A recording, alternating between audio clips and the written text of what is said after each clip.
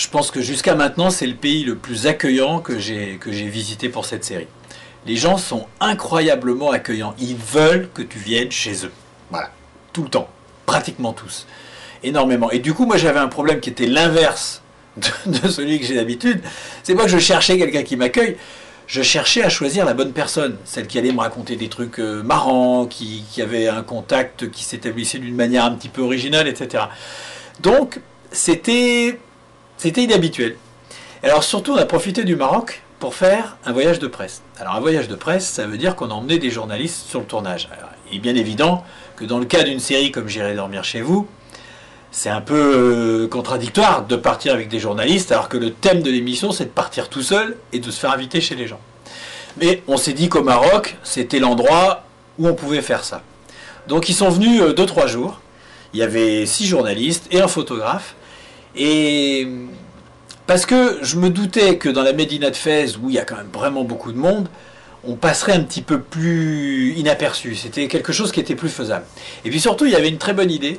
C'était qu'on a distribué à chaque journaliste un écouteur et qui lui permet d'écouter à distance ce que je disais aux gens.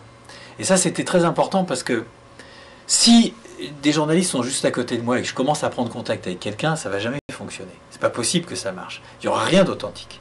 En revanche, s'ils sont à 20 ou 30 mètres, dans un souk où il y a énormément de monde, dont des touristes, bon, ils passent un petit peu plus inaperçus.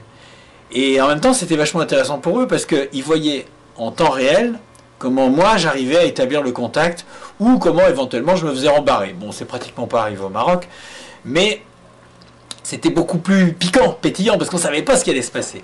Et alors, ce qui est montré dans les bonus, mais qui n'est pas dit dans le film, c'est que Abdelkader, le vendeur de cocotte minute, en fait, il était tellement sympa. Puis il avait commencé à se douter qu'il y avait du monde, parce que 10 personnes qui restent à 30 mètres, ça finit quand même par se repérer. Ben, en fait, il a invité tout le monde. Enfin, je l'ai un peu demandé. Mais il a accepté que tout le monde vienne boire le thé chez lui. Et on a passé 2 heures vachement sympa, boire le thé, on avait amené plein de gâteaux. Enfin bon, très sympa. Et puis moi, parce qu'il fallait quand même que je fasse mon film, j'ai attendu que les journalistes repartent. Et puis je suis retourné chez lui, puisque j'avais une vraie rencontre. Et là, je suis allé réellement dormir chez lui, dîner chez lui.